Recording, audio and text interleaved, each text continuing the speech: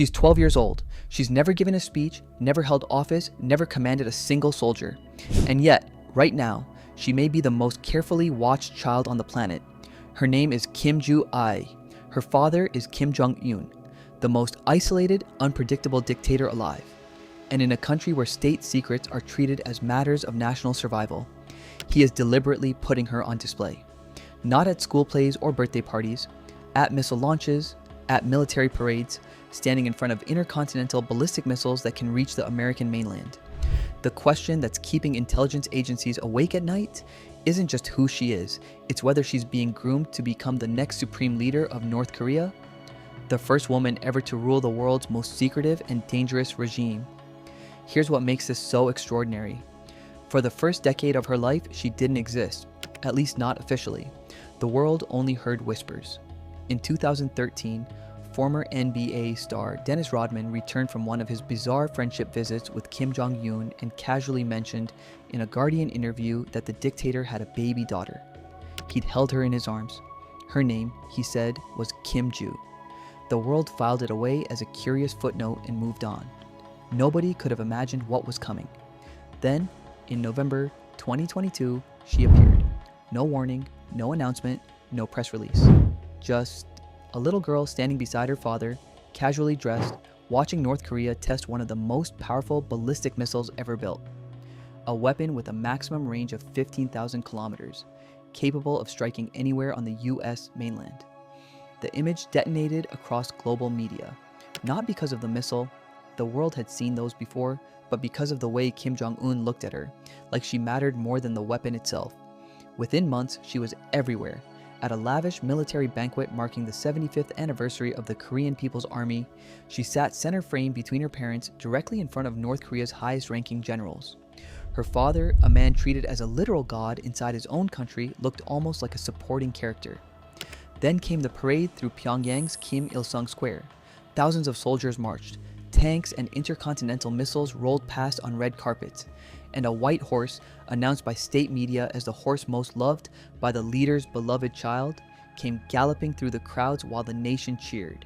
This wasn't a father showing off his daughter. This was choreography.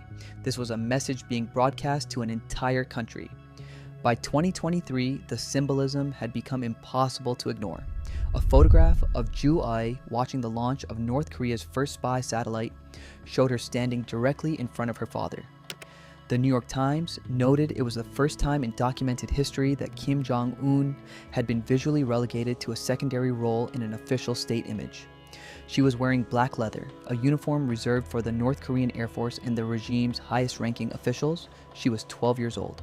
Analysts who spent years combing through North Korean state television tracked over 14,000 hours of footage between 2022 and late 2025.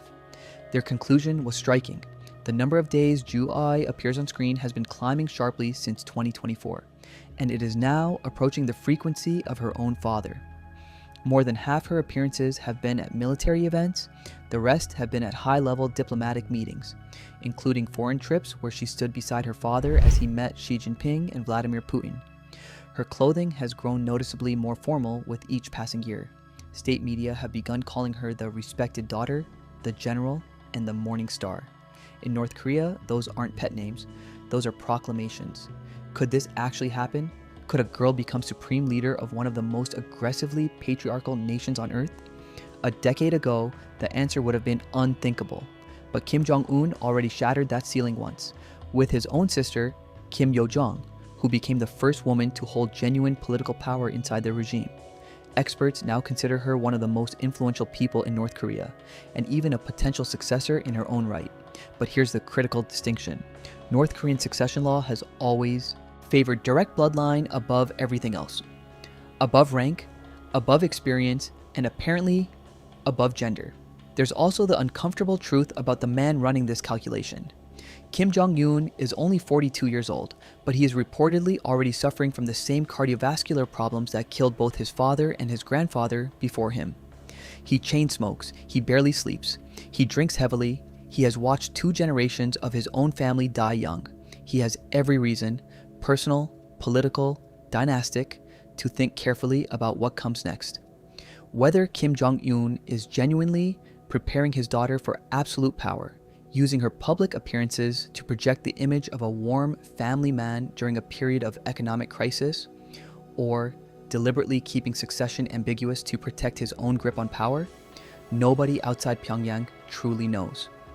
What we do know is that a child is being positioned, photographed, dressed, and presented in ways that carry unmistakable weight inside a country where every single image is controlled and intentional. Kim Jong-un didn't choose this life, but the world is watching her grow up in real time at the center of one of history's most dangerous, most secretive, and most consequential dynasties. Whatever happens next in North Korea, she will be part of the story.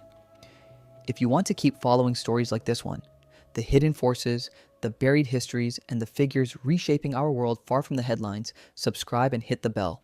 We put out new videos every week, and trust us, you don't want to miss what's coming next.